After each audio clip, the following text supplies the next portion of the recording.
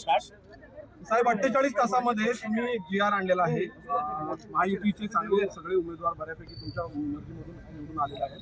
सगळ्यांना आनंद आहे. काय सांगाल? ही किमया शिवसेनेचे तत्कालीन मुख्यमंत्री आणि विद्यमान उपमुख्यमंत्री नगरविकास मंत्री एकनाथ शिंदे साहेब आणि राज्याचे मुख्यमंत्री देवेंद्रजी फडणवीस साहेबांची आहे.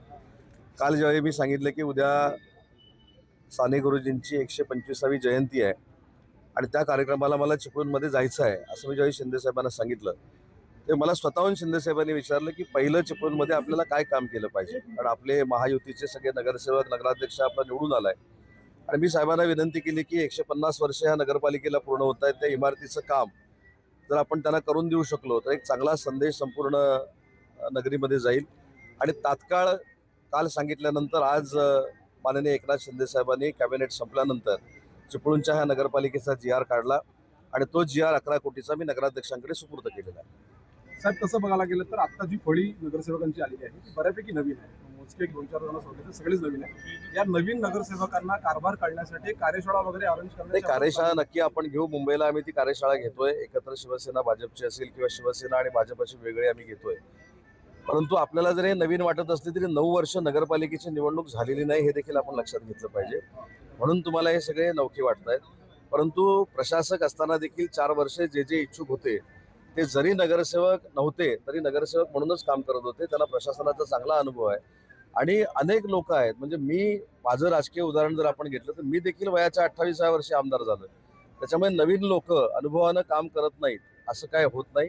कोकण ही दिशा देणारी भूमी आहे आणि आमचे सगळे नगरसेवक महायुतीचे नवीन निवडून आलेले अतिशय चांगलं काम त्यांना पाहिजे तसं नाही, चिपळूणकरांना पाहिजे तसं काम करतील. उद्धव ठाकरे आणि राज ठाकरे आज एकत्र आलेले आहेत निवडणुकीच्या माध्यमातून, युती झालेली आहे. काय सांगाल? त्यांना मनपूर्वक शुभेच्छा आहेत. अनेक वेळा मी सांगितलंय की ही आणि युती झाली ही काय भाजप आणि शिवसेनेला नवीन आहे अशातला भाग नाही. त्यांची युती होणार होती, हे 2 महिन्यापासून चर्चा चालू होती, ती आज झाली. परंतु मुंबई महानगरपालिकेपासून 29 महानगरपालिकांमध्ये यांची युती जरी झाली असली किंवा आघाडी जरी झाली असली तरी देखील महायुतीचंच प्रशासन हे प्रत्येक महानगरपालिकेवर येईल आणि प्रत्येक महानगरपालिकेचा महापौर हा महायुतीचा असेल. साहेब 48 तासामध्ये आपण नगरपालिकेला निधी आणून दिला, त्याच धर्तीवर लक्ष्मी ऑर्गॅनिकचा विषय मार्गी लागेल अशी अपेक्षा आहे का? साहेब लक्ष्मी ऑर्गॅनिकच्या बाबतीमध्ये नाहक माझं नाव टाकून स्वतःची व्यासंग प्रसिद्धी मिळवण्यासाठी काही लोक प्रयत्न करतायत.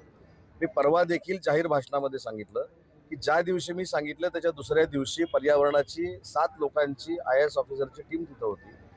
त्या बाबतीमध्ये स्पष्ट जर पालकमंत्री म्हणून मी भूमिका घेतली असेल की ती जर काय PFAS जे असेल हे जर घातक आहे तर ते घातक आम्ही व्हायला देणार नाही म्हटल्यानंतर एवढा टाहो कशाला बाकीच्याने फोडायचा?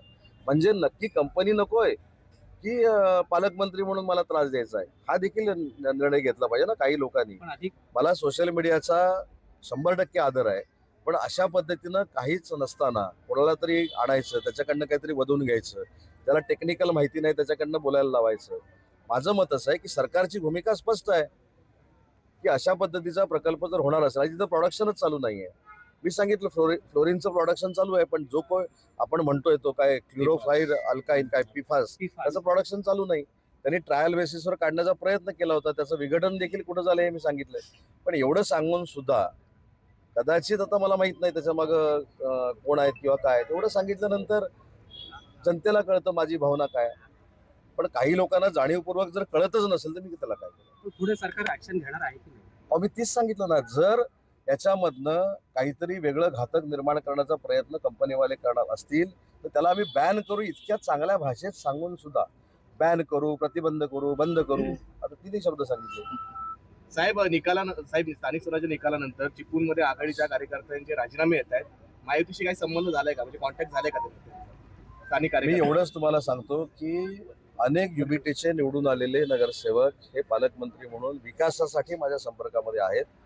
मी त्यांना सांगितलं की ते जर माझ्याबरोबर आले, माझ्या पक्षाबरोबर आले किंवा भाजपामध्ये आले तर आम्ही त्यांच्यावर काही अन्याय व्हायला देणार नाही. ते वर्षानुवर्ष आमच्या समवेत काम करतात, अशा पद्धतीची वागणूक त्यांना आम्ही देऊ.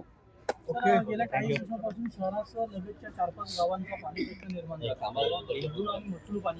आम्ही आता सांगितलं, आता नगरसेवक त्यांना मी सांगितलं की महानगरपालिकेची निवडणूक झाल्यानंतर जर जिल्हा परिषदेची आचारसंहिता लागली नसेल तर या चिपळूण शहराच्या बाबतीमध्ये विस्तारित मी बैठक घेईन आणि नुसता पाण्याचा प्रश्न नाही, प्रत्येक नगरसेवकाच्या वॉर्डमध्ये जे जे काही प्रश्न आहेत ते सोडवण्याचा मी प्रयत्न करतो.